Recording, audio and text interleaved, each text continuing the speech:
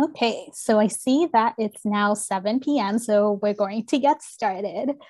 So good evening, everyone, and welcome to our fifth session in our fall series of Green in the City, a program in partnership with the City of London, London Environmental Network, and London Public Library. My name is Deepika, and I am the Environmental Project Specialist at the London Environmental Network. So we would like to acknowledge the history of the traditional territory and honor the long-standing relationships of the three local First Nations of this land and place in southwestern Ontario. The Attawandaron neutral peoples once settled this region alongside the Anishinaabeg and Haudenosaunee peoples and used this land as their traditional hunting grounds. The three long-standing Indigenous groups of this geographical region are the Anishinaabeg, the Haudenosaunee, and the Lenape. This land was originally occupied for its majestic forests and flowing rivers. Settlers cut down forests and dammed rivers, altering the natural environment and their culture.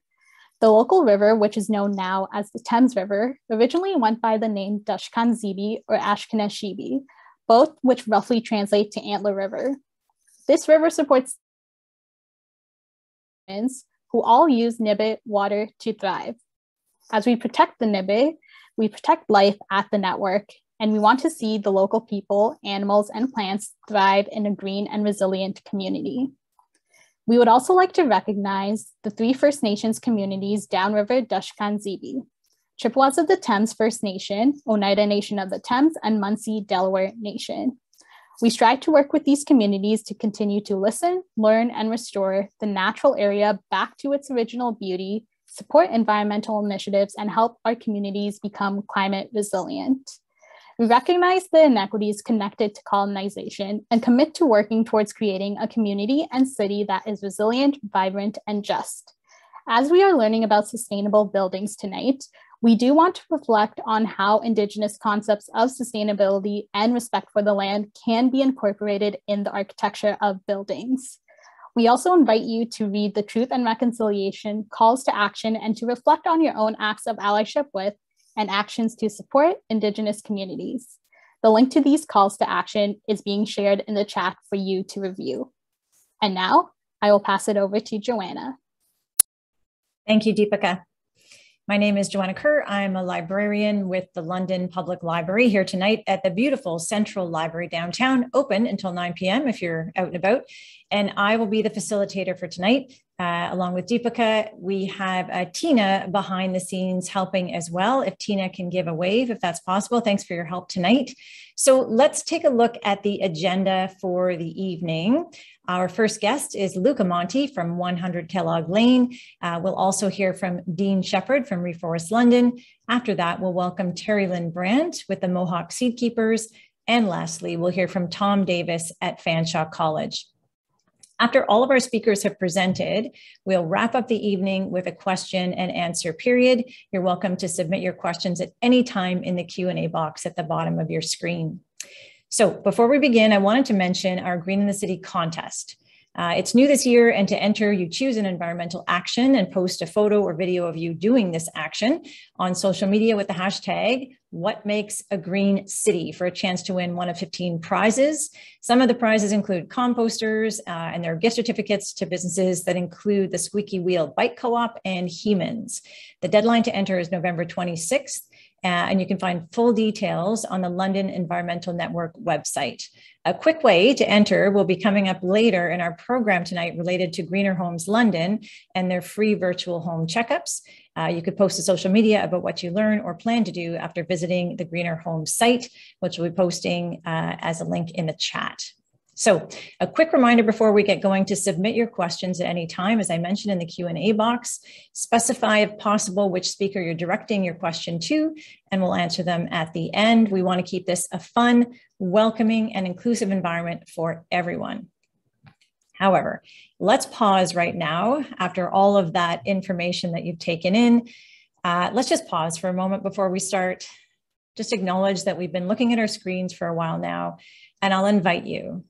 Take a moment, take a breath, look as far as you can right now, whether it's out your window or something in your room where you're sitting. maybe just pause and give our eyes a rest for a moment as we get ready to welcome our speakers, to listen to them, and to hear what they're sharing. As I say, just to acknowledge that we spend a lot of our time looking at a screen, and it's not always great for our eyes and for our engagement with people. So just recognizing that we're all where we are tonight, joined here together. And yeah, so I just wanted to just bring a beautiful image for us to just rest on as we kind of just take a moment for our eyes and our psyches tonight. All right, so let's get into our program. Thank you for sharing that moment with me. I know it's a little different, but just nice to recognize that. Right, so let's move on to our first speaker for tonight, Luca Monti. I'll introduce him. Luca is the Director of Community and Corporate Partnerships at 100 Kellogg. In the 2 years he's been there, he's brought much attention to the property, its vision, and the sense of community that 100 Kellogg stands for. He works with those interested in partnering and holding events in its spaces, as well as marketing. He has a sales and marketing background, but has also come from community theater in London. He has become the face and voice for 100 Kellogg's marketing and ads, and he loves to network out in the community. Thank you for being here, Luca. We are so glad you could join us, and I'll hand it over to you. Thank you very much. So glad to be here. Welcome everyone tonight. Like myself, I'm sure you had on your mind of all the positivity things going on in London, and with this specific topic that we're talking tonight. I think it should be on everyone's mind going into this climate change in the world and everything. So I'm going to kick things off with a slideshow that I put together that'll show some visuals talking about the space that I work at. And if no one has been to where I work at 100 Kellogg, you've either heard of it, maybe you think it's something different than what it is, but I do invite anyone who's never had a chance to come see it. You can contact myself. I'd love to give a tour and show you the different spaces, but for now, I'm just going to do it through this, okay? So I'm just going to share my screen with you.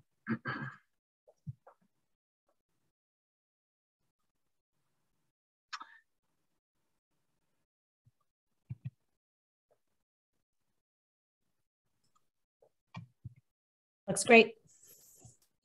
All right.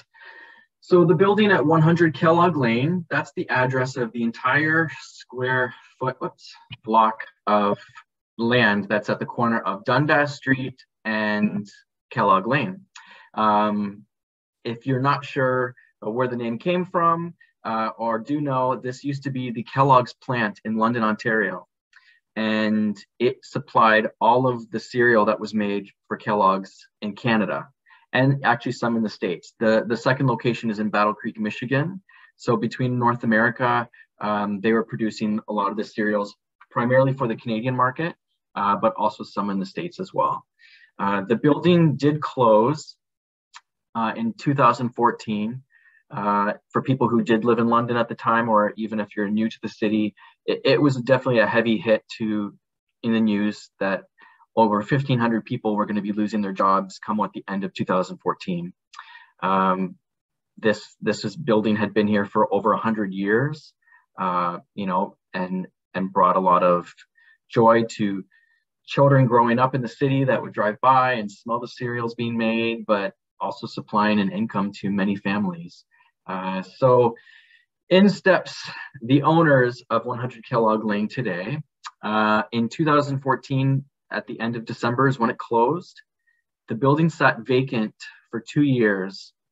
And this is what starts the subject of tonight. Retrofitting an existing building and repurposing it. And two families came along that had always been doing business with each other. Local families, we have the McLaughlins and the Leaches. And it was kind of brought to their attention that this building, this space, had a lot of potential, not so much just for like warehouse spacing. At one point, there was even talk of demolition and starting something new. But when the second family came on board, it was the Children's Museum that kind of started it. The London Children's Museum will soon be home at 100 Kellogg Lane by the end of 2022. And once they had that offer brought to them, that's when they saw what this building could be. So we start the vision of 100 Kellogg Lane. We had, since 2016, since they took it over, 275,000 tons of metal that had been sold for recycling, which is a huge deal to recycle metal rather than just throwing it in a landfill and letting everything pile up. This is what the building looks like today. The corner there, that glass atrium was constructed last year to enter a new spot and vantage point to the building. I'm sure everyone's familiar with the factory. This was the anchor for 100 Kellogg Lane when it first opened in 2018. So a lot of people think it's just a trampoline park and that's all we got there, but the factory is just one of the businesses under the 100 Kellogg umbrella. This whole complex features many options for kids and adults alike, and this was definitely the feat of it all, to see the space and look up and see like North America's largest indoor ropes course and all the activities that can happen in there. The courtyard in the back, something growing up and I never saw or was exposed to, but if you've ever been to Powerhouse or Paradigm, this is actually off Eleanor Street. The courtyard area is wanting to have a vibe of markets, concerts, just really enjoying that atmosphere like a distillery district in Toronto. They kind of wanted to mirror that image. So this is at the heart of the building and you can't really see it from the Dundas side. It's around back. We have Powerhouse Brewery there. One of the nice things that Powerhouse does with their leftover spelt from their brewing process, it's all given to local farmers for fertilizer. So it would never just get dumped out in the garbage. Paradigm Distillery makes their own gins, vodkas, and whiskeys there. This building was actually, this and the Powerhouse were actually where the power was supplied for the Kellogg's plant. So to see it turned into these new facades is amazing. This is a design of the courtyard once all the construction will be complete. But you have to understand, this is all the existing building. None of this has been built on top of or anything, but with the existing building is the main focus of this space. It's 1 million square feet, as I said, and to offer something for everyone with dining, soon to be the new Hard Rock Hotel coming next year, all the activities for corporate families alike. The Emporium Marketplace was kind of a really big deal for the owners to feature. So when you can see from left to right what the space looked like before it is Kellogg's, what did it look like now, and then what it will look like when it's all complete with all the tenants. But the Emporium Market, the key behind this is featuring local artisans, designers. Think of a mall, but without all the name brands. It is literally just supporting and encouraging people to support local businesses that would want like a small storefront, but maybe they don't want to have to commit to 1,000 square feet. They can do 500, but they build a suit here. So the courtyard space, different ways that we can encourage people to come out to see the different spaces. The Merry Market last year, which we'll do again at Christmas time this year, and then our summer market. The clubhouse is the new shiny toy there on the second floor. This is our indoor miniature golf course, golf simulators, bocce ball, and shuffleboard. To see what the space looked like before and to see what it looks like now, it's amazing what they can do with keeping that industrial, the piping, the exposed brick, all that stuff still. And that's what people love to see, the transformation of like, oh, I remember when it was this. And we loved hearing the stories from the Kellogg's employees that would come through here and like, oh, I remember this is where this used to be, and to see the space. So as I said before, this is the the Hard Rock Hotel designs of what it'll look like on the back courtyard. This existing building faces the inside of the courtyard, and then the other side of the rooms face the Dundas side.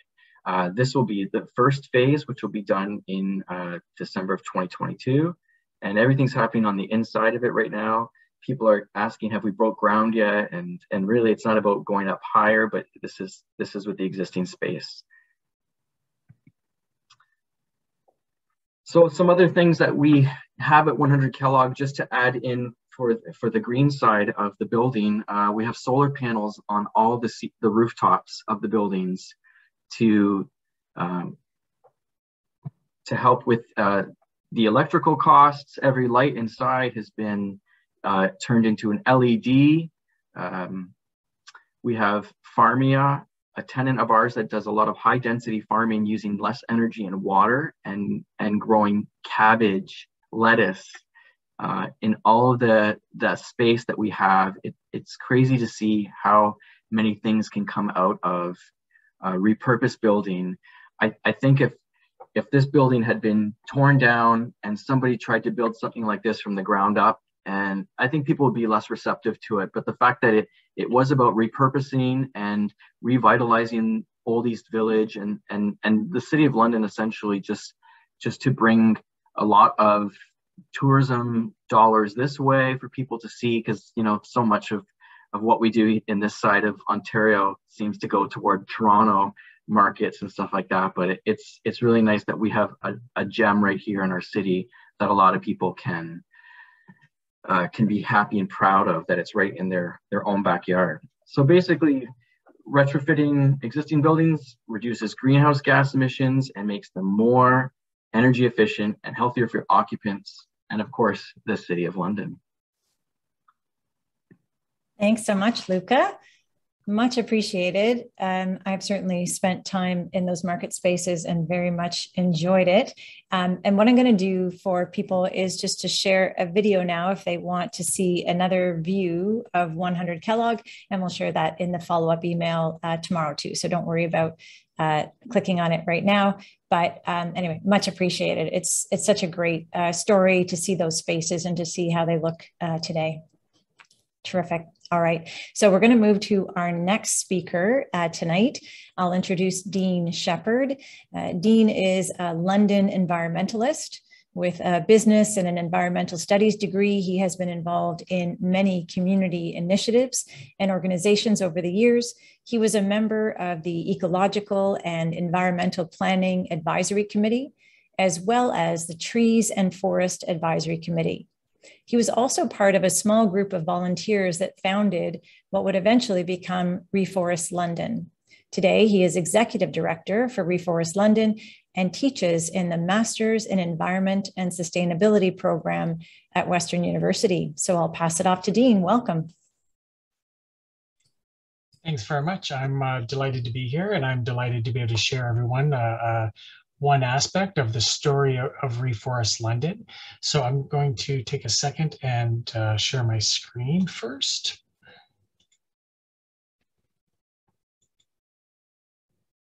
All right, Joanna, are we all good to go? Can everyone see? Looks great. Good. It's always hard to tell as a presenter, so thank you. I'm going to start out with telling you a little bit about ReForest London, of course, just in case someone doesn't know, and also about our new environmental center, and then tie into sustainable buildings. So ReForest London, if you don't know us, our founding mission, of course, was to increase ecological and human health in the city, and we've done that through making sure there's trees in all corners of the city. We're driving a big community challenge to get all Londoners involved, individuals, businesses, in getting more trees in the ground, and that's London's Million Tree Challenge. We actually played a role in incubating and launching LEN in response to a need in the sector. So we're very proud of LEN today. And our newest big project is what the working title is currently Westminster Ponds Centre. But in essence, it's London's first environmental center. If you stop and think about it, it's kind of weird that London's never had an environmental center, but we're going to change that. The vision for the center is that we want to create more catalyst for change We want to create a hub for environmental and nature-based programming. And we're lucky enough to have the land to create a campus that can also create co-located, cooperating, mission-related environmental and non-environmental groups. I'm going to talk more about child reach in a minute as an example. If you don't know where Westminster Ponds is, the bottom half of this map is actually the Westminster Ponds Environmentally Significant Area. It's a natural area, belongs to the city.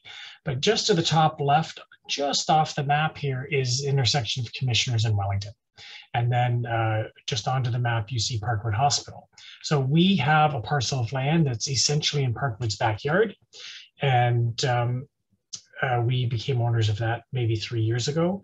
It was formerly hospital land. And before that, it was formerly a veterans recuperative village established by the feds in the late 40s. It used to have perhaps 15 buildings. 4 remain standing, and we now own those 4 late 1940s buildings, which we are looking to repurpose and renovate. 3 of the buildings look very much like this. They were dormitories for the vets. It was a village. You can imagine in the 40s, it was nowhere near downtown London. So the vets lived there. They had dormitory buildings, they had community center buildings, they had a machine shop to keep the guys busy. There was a golf course, there's 2 ball diamonds, which still exist. And we're focusing on rehabilitating the buildings. ReForest London is using one as our offices with some others. And this is the big community center building. So 3 buildings, very much like this. And this one, if you've ever been to the site, there's no way you've missed this building. It's been empty for some 25 years, and you can imagine the project is going to be to rehab this. But why an environmental center? Why take this land? Why take this big multi-million-dollar project? We realize that more environmental action is needed more than ever. It's urgent. Look what's going on in BC today. It's mind-blowing. We are not gaining enough environmental ground. We're losing ground. We're having problem after problem. Things are getting worse. Things are not getting better. Climate change is a real emergency. So ReForest London was looking for a way, how can we have more impact? How can we make our community better? And so we thought through taking this land and creating a center, we could have a lot of the impact that we wanted to make. We're hoping that a high profile center will raise the profile of environmental sector and environmental issues and create a space where lots of organizations can work together for high impact.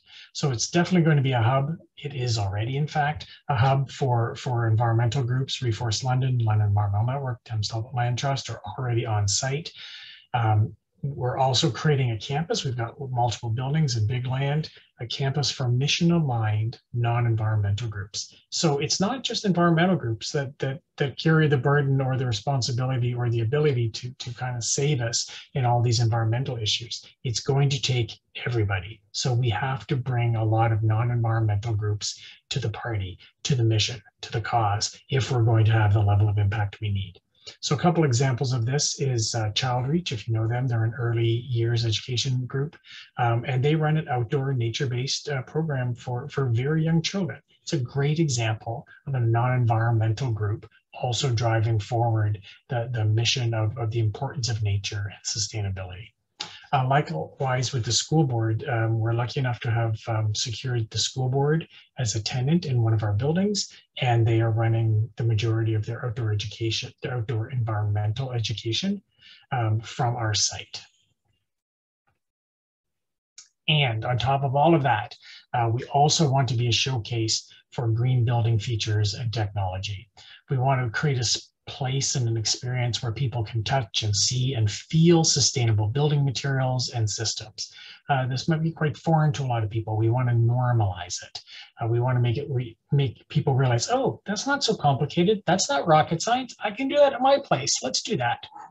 And we want to show an example of buildings making progress towards net zero. It's going to be impossible for us as a society to reach net zero without doing extensive building retrofits. They have to increase efficiency, and we have to reduce or eliminate fossil fuels.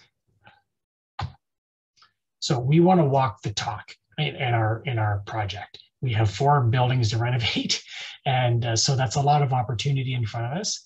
Our very first capital project, though, was actually to replace our fossil fuel furnace with geothermal heating and cooling. So what is geothermal heating and cooling? You may have heard of it and maybe not understand exactly how it works. At depth, the Earth has a constant temperature. This is the 101 version, of course. There's a constant temperature deeper in the Earth. So in the summer, it's cooler than the ambient air, and in the winter, it's warmer than the ambient air. And geothermal uses this temperature difference to either pull heat out of the ground, you can imagine we do that in winter, or to push heat into the ground, thus cooling the inside of the building in summer. So it does both heating and cooling. We don't need 2 separate systems for heating and cooling, just one system. So here's a depiction of really the simplicity of the technology. It's a summer and a winter picture, but the technology is the same. It's just a matter of whether or not the Earth is warmer or cooler than ambient air. That's the only difference in summer and winter. So essentially the system comprised of 2 components. It's a loop of piping, which moves your liquid around, which is moving your temperature from below to up or up to below, and a heat exchanger inside your building to pull the heat out into your building or to push the heat down into the water. So it's really just 2 pieces. It's the loops of moving the liquid around and the heat exchanger inside your building to either give heat or take heat. Then you have either a fan to push newly warmed air, for example, through your building, like you would be used to in your house with a furnace, having hot air coming out of registers. Or, of course, you can transfer it to water and it would pump to radiators. You may live in a house with radiator heat. So the heat exchanger can do either system. It's the same concept. The piping is really the big part of the project. When you're installing it, you'll hear either a horizontal system or a vertical system. And that's literally what the difference is. You need a lot of piping so you can pick up a lot of heat difference. And so either you do a lot of trenching and run a horizontal piping, or if you don't have the space for that, then you do vertical and use a big drill. It's a very big drill to create the like an oil drill kind of thing to put the loops down into the ground. So Dean, we've got about 2 minutes. Okay, thanks. So our results are that we burn no fossil fuels and that essentially we're running a pump to move the liquid and we're running a fan. So we have no fossil fuels and we're running a couple small electric pieces of equipment to heat our system. So what can you do? We all need to act as much as we can. All buildings need some form of retrofit to reach our climate action goal of net zero. So you likely have influence at 2 buildings, your home and your workplace. ReForest London is not in the business of helping you do this, but London Environmental Network currently is. Our center will be showcasing a lot of programs in the future, but right today, the London Environmental Network is where you need to go. Whether you're looking from the business sector or the residential sector, they can point you to resources and current incentives. There is actually a current incentive for a technology very similar to geothermal. It uses an air source, so it just uses the temperature difference of the inside versus outside air. Same thing as I explained for geothermal, but with air. And there's a current incentive to do that. You can go to their site and you can find residential incentives. You can go to their site and find commercial incentives. Just call them. You're going to love how supportive and helpful they are. And I want to thank you all for coming tonight, and I want to thank you for keep making a difference in your own way. I know everyone's doing something, and we need to keep it up. Thanks so much, Dean.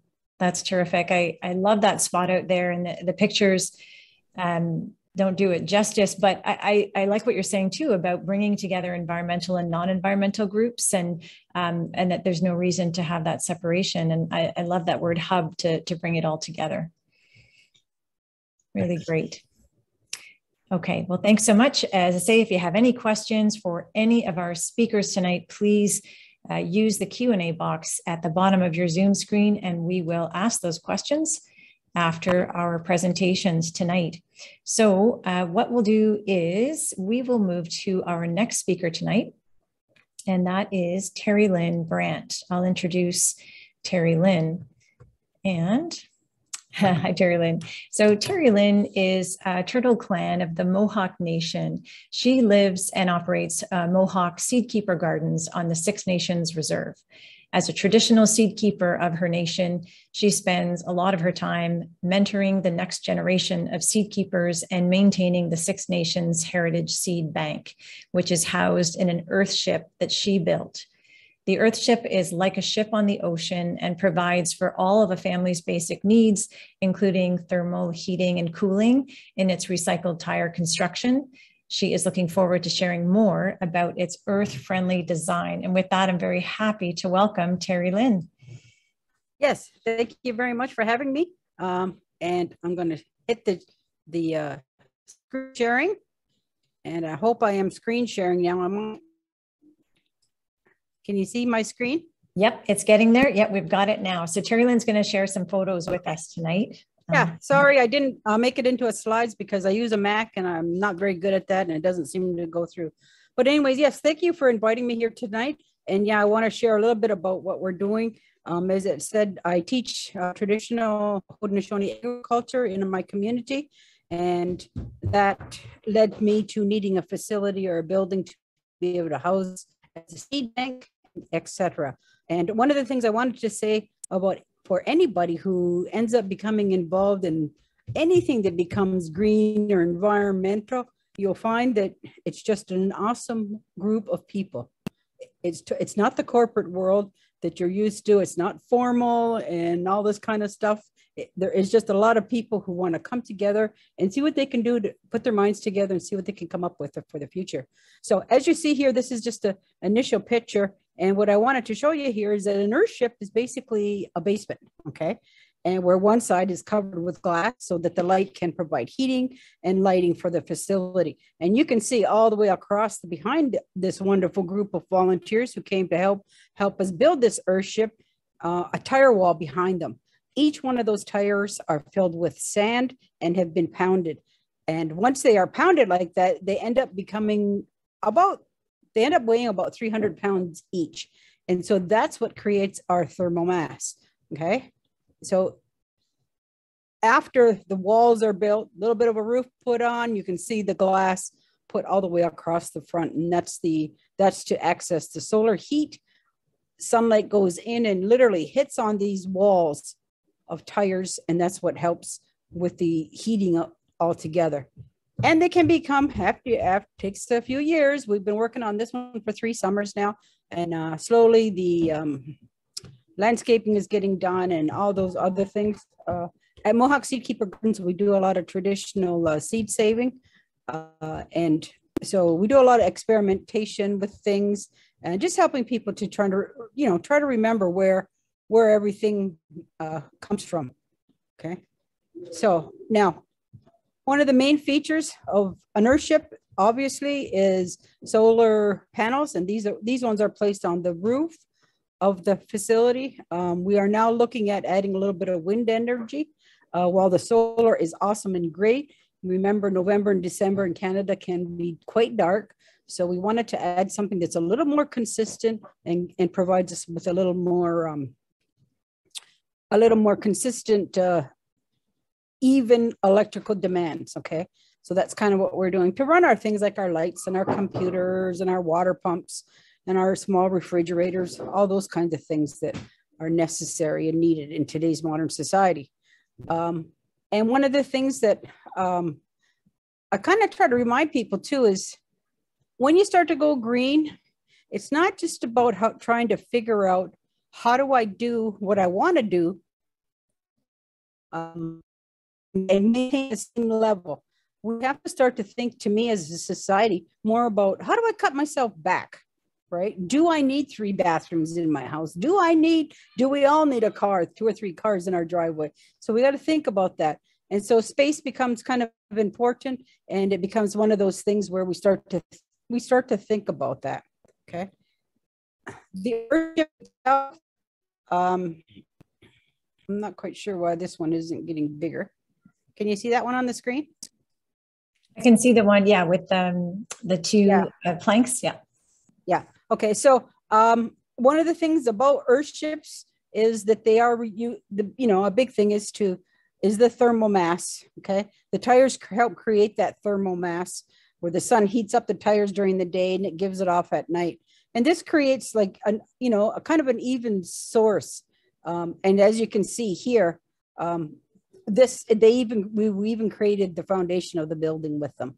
And when we are building this, you can see that those tents in the background, those are put over some of the workers when we were working, because we ended up going, it was between 90 and 100 degrees for 3 weeks. And it was just crazy what we're starting to, as citizens, starting to have to endure because of climate change. So a lot of those things were really changing us.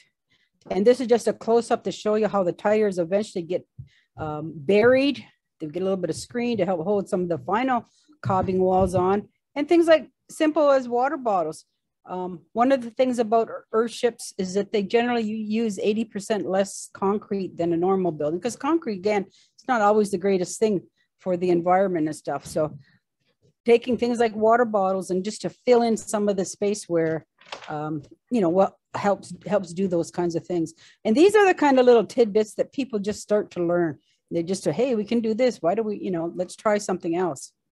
On the interior, you can see slowly after we put in the tire walls, we added our electrical lines, and it's maybe kind of hard to see, but right there in the middle, just close to that green scooter on the wall, you'll see a pipe sticking out. And that pipe is kind of important. It actually provides some cooling, like it's our air conditioning, okay? So these walls eventually get covered up through,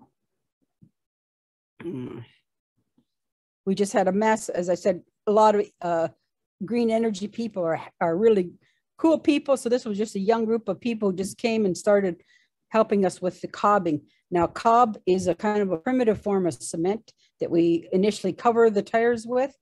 So we harvested the sand and the clay and the straw right from the property. So we didn't have to buy any resources. We just, started to use and look at what we had in our ecosystem.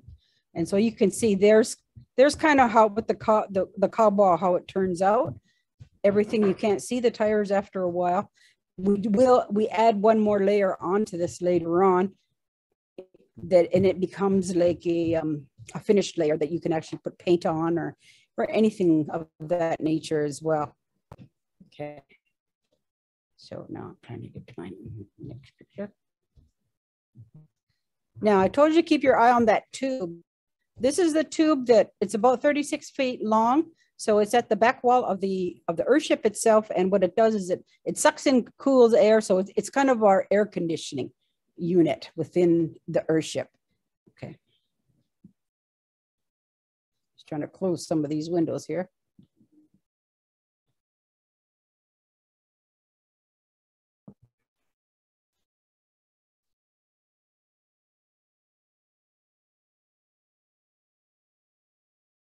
Okay.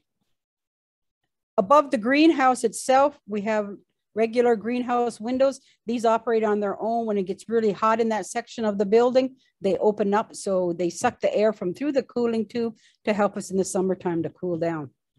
We use a lot of recycled materials, such as there's some bottles that we just simply cut ourselves. And depending on where we're using them, sometimes we place them, that's placed in insulation. And then eventually it goes up and we cob and concrete around them just to create a beautiful look to the building. Helps with the exterior walls, plus it creates some beauty in there. And we even this here is a tin can wall. It's on the inside of the earthship itself. The rainwater is collected off the roof and put in through a little filter there. And we now have that filled with charcoal. We have a little bit better downspout there to help us with the initial filtration of water. Runs inside, we use it in the sinks, etc., and then runs along this planting cell. this planting cell is where we grow the food within it. And the other side is an aquatic center. So after the sinks, the gray water run along like an underground river in this, and the plants drink from it. And we pump it into the aquatic center and back and forth for filtration for the fish, to help, again, just to help to feed the people that live within it. And so that's basically some of the things. We do have a root cellar built into the floor because there's automatic cooling that we take advantage. This is my grandson messing around, just to take advantage of the coolness to store some of our vegetables for the winter. This door at the end was a recycled door. We just took a big door, cut it down, put some plexiglass in, did our own door to help us have to save something instead of it going to the landfill. And these are some of my young volunteers who are making some chimes from the top part of the bottles that we didn't use. So, and this here section here, just showing you how close water bottle, the bottle walls and how they connect into our tire walls. And this one actually gets another tube because we're building a solar heating and water vent that's coming out of there. So yeah, so that's basically the Earthship, and maybe not something for everybody, and it's not really a retrofit. It was a new build using old things. So I hope you enjoyed that. Thank you. Thanks so much, Terry Lynn. That was wonderful. And I absolutely love the beauty of the design that came from the glass bottles as well in the walls. That it's a great project. So I'm sure we'll get lots of questions about that too.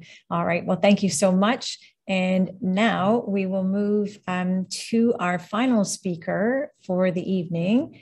And there we go. So let's now introduce Tom Davis. Tom is a professor of building technology, and he is the president of Green Tech Environmental Engineering Limited, with more than 35 years of experience in education, research, consulting, real estate development, and design, construction, and project management for heavy construction projects. Tom is the national academic member of the Canadian Home Builders Association Net Zero Council, and is a principal investigator in applied research working on sustainable design and deep energy retrofits for existing buildings. Tom is also a lead accredited professional with the Canadian Green Building Council. I can't think of a better person to round off our session tonight. And with that, I'll hand it over to Tom. Thank you, Joanna. I hope that doesn't count against my time. But welcome, everyone. Thank you all for coming out this evening and spending some time with all of us. I have a high regard for all the panelists here this evening, and thanks to Joanna and London Environmental Network for orchestrating this event. So I'm just going to take 1 second here and share my screen with you and talk a little bit about what I'm up to at Fanshawe College, some of the research I'm doing. As Dean indicated, that if we're going to save this planet, we're going to have to fix the buildings that we have. The greenest building you'll ever build is one that already exists. So one of my research projects is to redevelop this townhouse complex that the college owns to net zero. So that project is underway, and I partnered up with our federal government on that project. So that, the nice thing is that we're really engaging industry. It's a team sport, saving the planet. As Dean also said, that getting all your Dean quotes out early here, that it takes a multitude of different parties to bring this about. And by the way, every industry on earth is also going through a similar transformation. So we're helping industry understand what the challenges are for themselves and to develop products to renovate. In Canada, we have 14.5 million homes that require a net zero retrofit. In the city of London, we spend over $1.4 billion a year on energy of various forms. And as you can see, as you look around the dial, only small percentages of that money spent stays in the local economy. Imagine if we could make all of the energy on the roof of our building or the walls of our building and have that extra $1.5 billion of pocket change to spend. I work with young people. A young inspirer out there is Greta Thunberg. And stealing one of her quotes, good jobs and a livable future. And I agree with her that it's time to haul ass on climate change. So in the foreground, you see Kestrel Court, our R4 residents. And in the background, you see the main entrance to London main campus. So we have proximity and profile. I've engaged over 20 academic programs in this research project. So here's a student vision of the transformation where we go from sort of dog patch real estate on the left to a renovated net zero townhome that's self-energized on the right. This is a cool link. I'll make sure that we put it into the chat. It gives you a virtual tour on Google Earth around all the various different projects on campus. I'll give you kind of a quick tour of a few. A few years ago, we added solar walls to our high-rise residential buildings on campus. These buildings now provide heat in the wintertime to our buildings, so we're not burning natural gas. The object of this exercise was to offset 400 tons of carbon dioxide every year. So you can see up in this top corner is the outside temperature, 0.6 degrees Celsius. And I'll draw your attention over to the left side here. The air that we're pulling off the solar wall in the wintertime is 33 degrees. We actually have to mix it with outdoor air to cool it down so that we can bring it into the building at 18 degrees. Notice that the burner for natural gas is turned off. That's what that device is there. And you go, well, that's fantastic during the day, but since I'm a researcher, we measure things and we bury sensors in these assemblies, and we find that the yellow bars here represent when we're getting 100% free energy from the sun. And not surprising, it happens during daytime hours. The real surprise was all the free energy that we were getting at night. And what had happened is the solar wall had stored that energy into bricks, so that night we could draw warmth off the outside of our building. The total of these indicate what we would have burned for natural gas. The blue bars are where we actually burned natural gas at night. Kind of cool things. We're now exploring whether we can use the orientation of these panels to air condition our buildings in the summertime. And what you see here is all the different solar walls on campus totaled up. Obviously, this is the daily temperatures. As the temperatures rise where we want them to be for human comfort, we draw less heat off the solar walls. By the way, every Monday morning, I get an email sending me these data. This is the first in Canada DC electric domestic hot water for the building behind it. So if you wash your hands in our D campus building, you will wash it with sunlight. And you'll also see on these background walls, more solar wall going on in pretty much every orientation except for walls pointing north. This is a bifacial solar array that we use to charge students' computers, cell phones, and their own personal batteries when they're outdoors in the summertime. This also contributes to domestic hot water. Of course, because it's research, we measure everything. So in just 1 month time, this is indicating we got over 1.2 million watts of energy off of that system.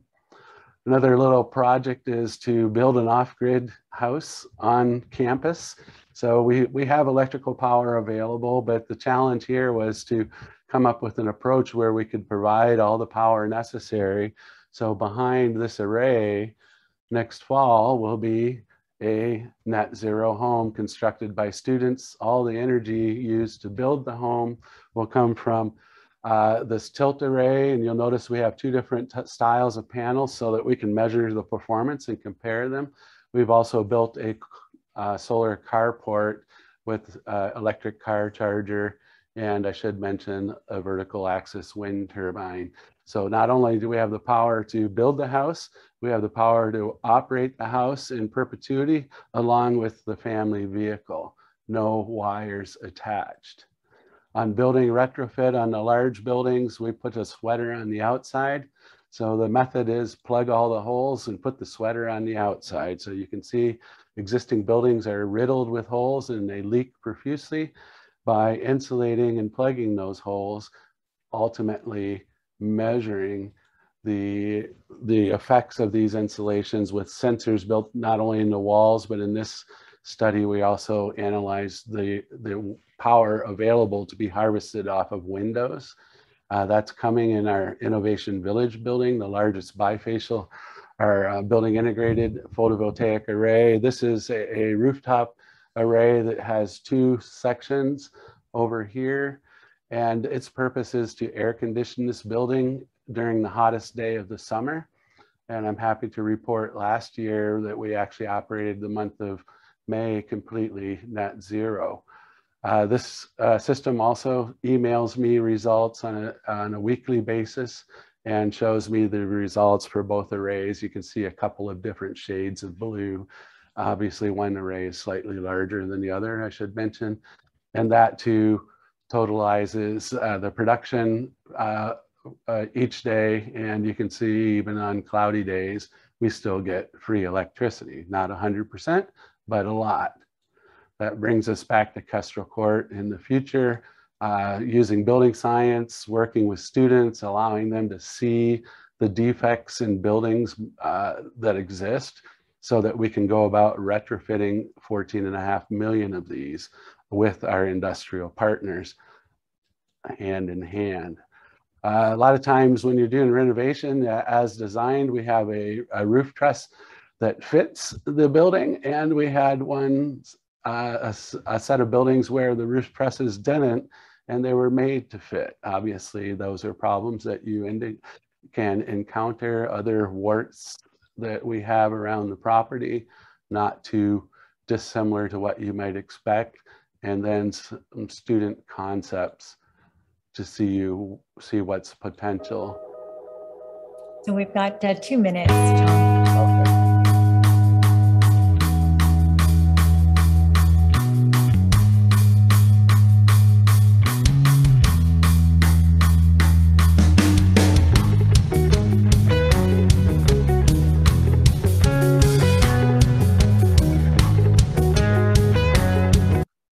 And then just to quickly wind up, when we look at the building, global energy efficiency market, a $300 billion a year business these days. Over the last decade, nearly $1 trillion has been attracted to this. The nice thing about it is we can't export our buildings overseas to be retrofit.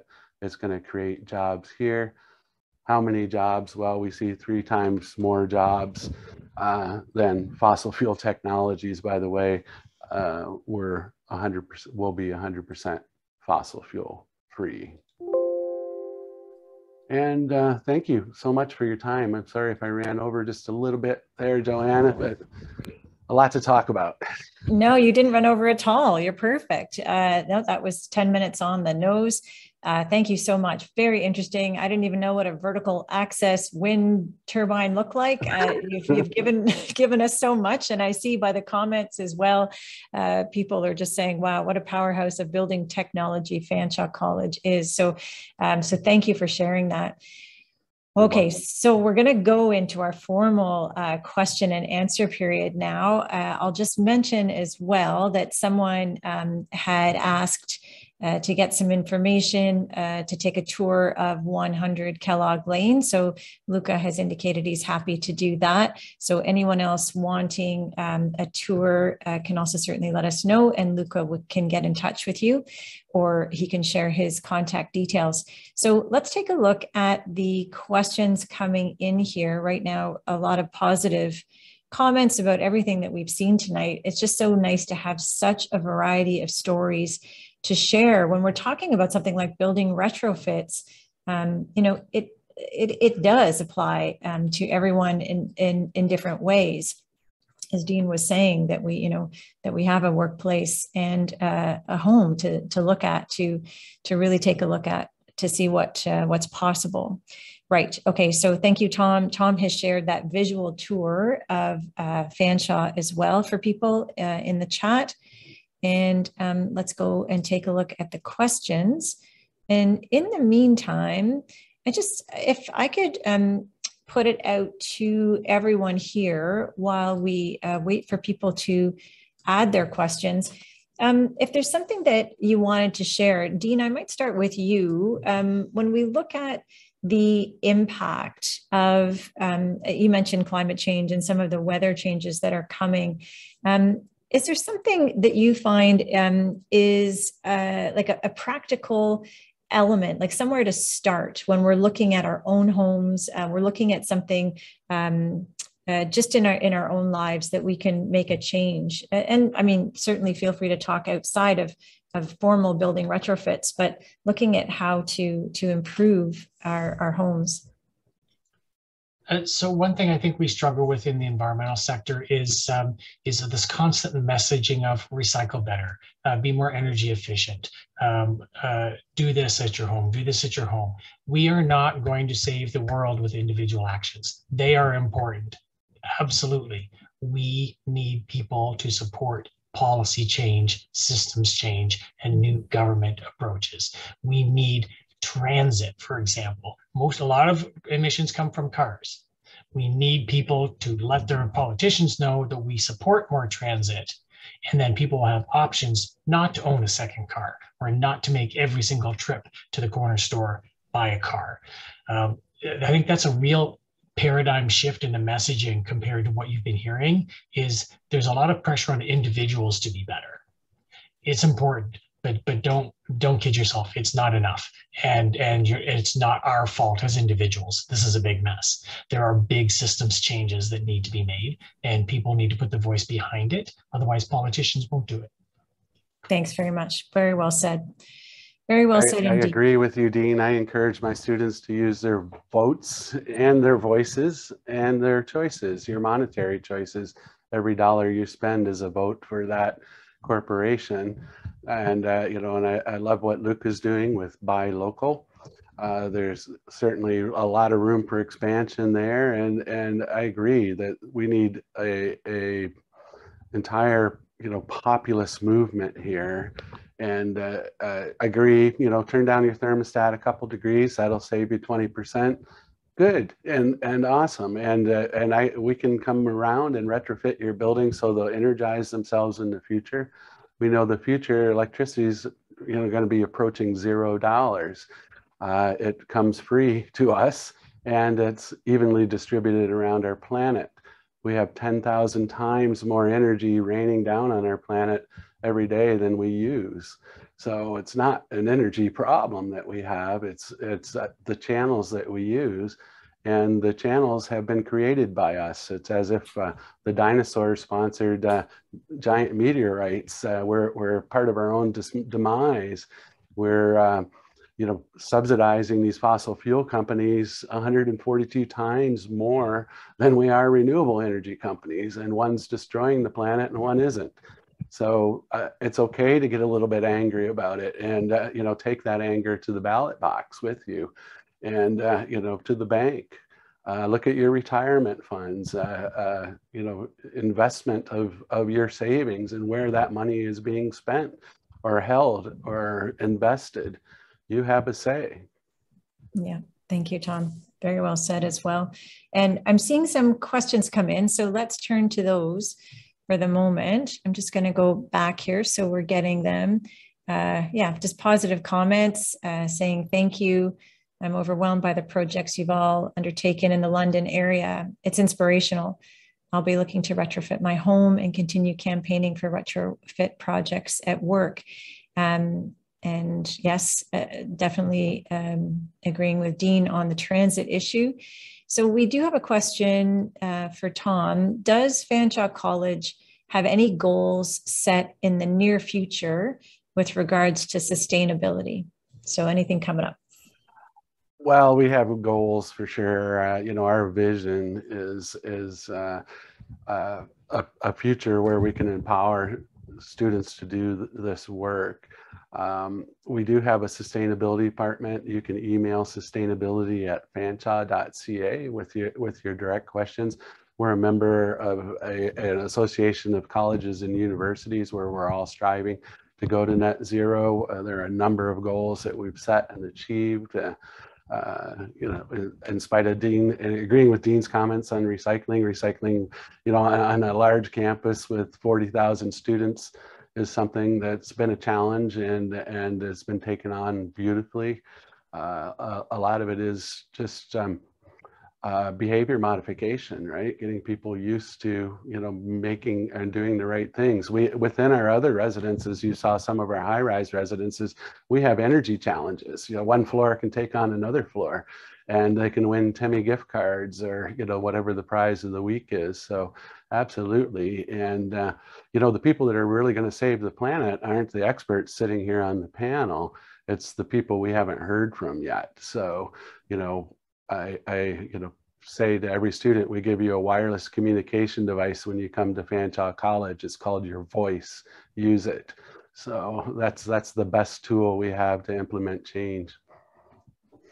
Thank you. And I have another question. Tom, this may be up your alley as well, but please, everyone, let me know.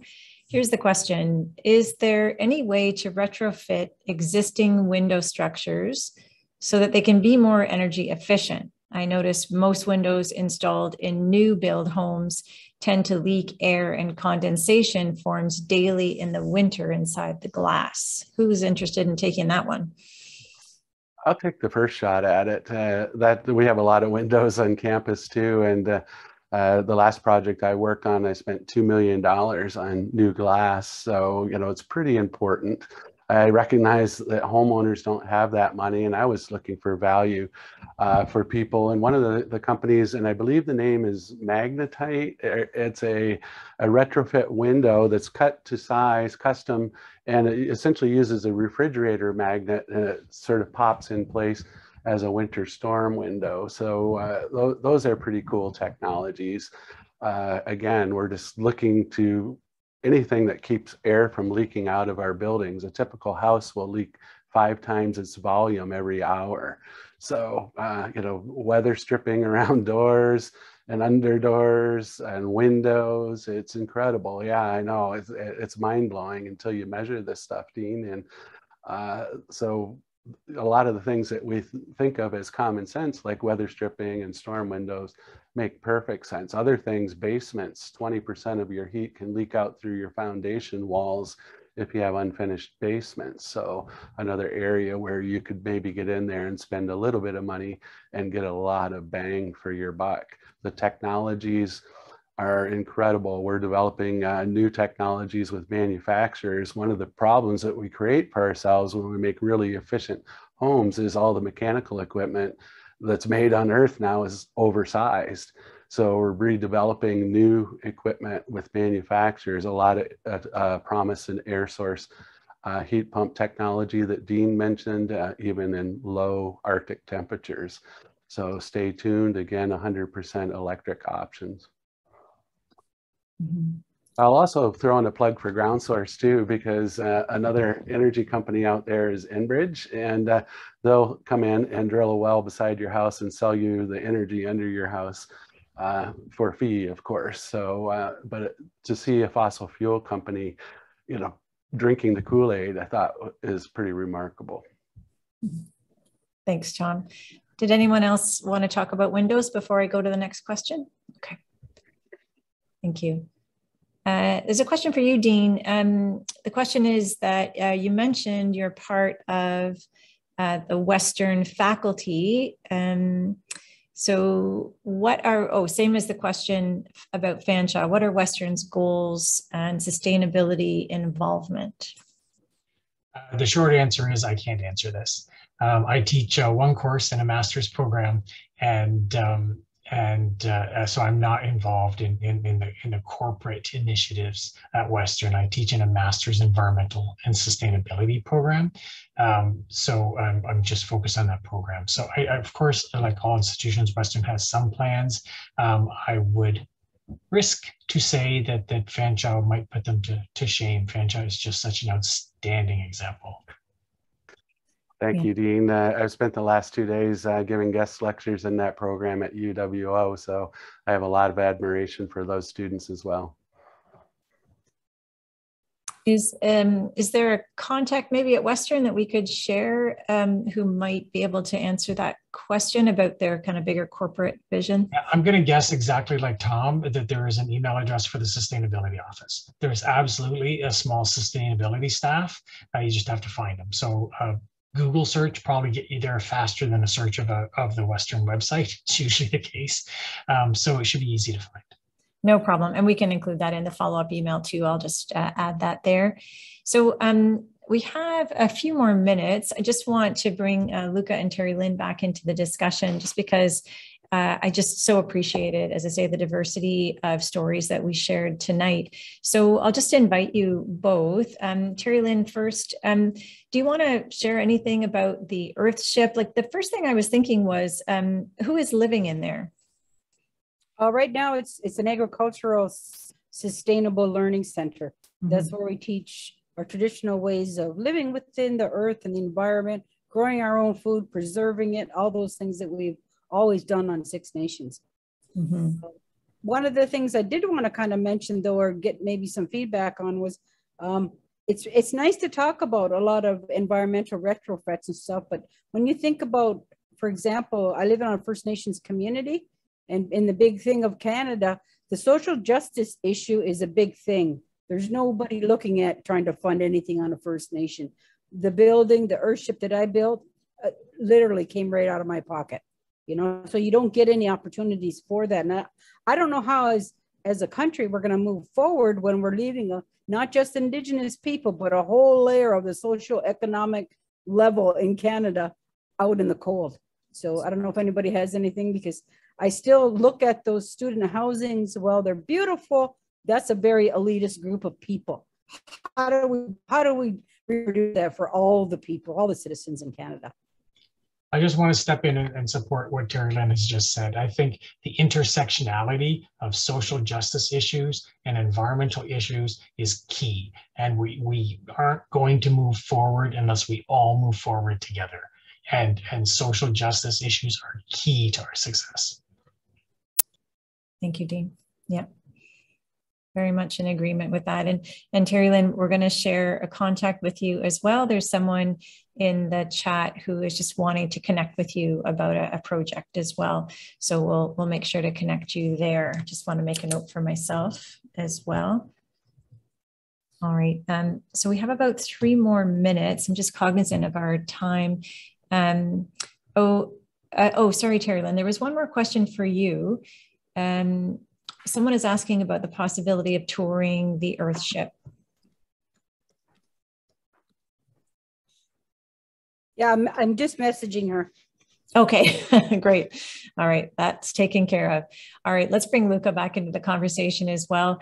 Luca, is there anything you want to share after we've heard all these stories tonight? And you've been very generous in offering tours and connecting with people. Anything else you want to share? Yeah, I'm blown away by the other panel's efforts in everything. I feel like one of the reasons coming on board with 100 Kellogg at first had nothing to do with all the things that they're doing for the environment or anything, but I thought it was such a cool place to retrofit and revitalize, and I loved the vision of what the owners had. But to hear what the other panelists had to say, I feel like we've barely scratched the surface with just only being able to do like small things, like just to save energy and try and make that building itself be less dependent on leaving a green emission. And I don't think it's enough anyway. But there's still so much more that everybody can do, but it still does make me feel good that we at least are doing some things to move forward with that. So yeah, and maybe some more connections tonight to get some projects going in the future. I'm just saying, but this is it's been as I say, it's been a pleasure, and thank you all for sharing your time, sharing your very important messages on these issues. And what we'll do now, thanks Tom too, I saw that you shared the link in the chat with those magnet windows as well. That's good. I just want to make sure we're not missing anybody here. I think we've got it. And as I say, everyone attending tonight or who registered will receive an email. So that's another way to get in touch.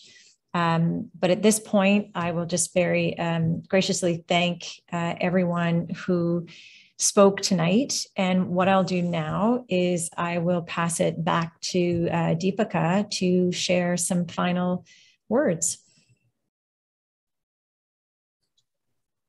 Thanks. I'm just going to share my screen. Okay, so just a reminder to enter our Green in the City contest by November 26th, and you could have a chance to win one of 15 awesome prizes. You can find more information on our website and in the follow-up email you will be receiving. The email will also include a list of books, ebooks related to tonight's theme as well, so keep an eye out for that. We have one more session left in our Green in the City series, which is happening next Tuesday. We'll explore climate change with Dr. Gordon McBain with the Department of Geography and Environment and the Institute for Catastrophic Loss Reduction at Western University.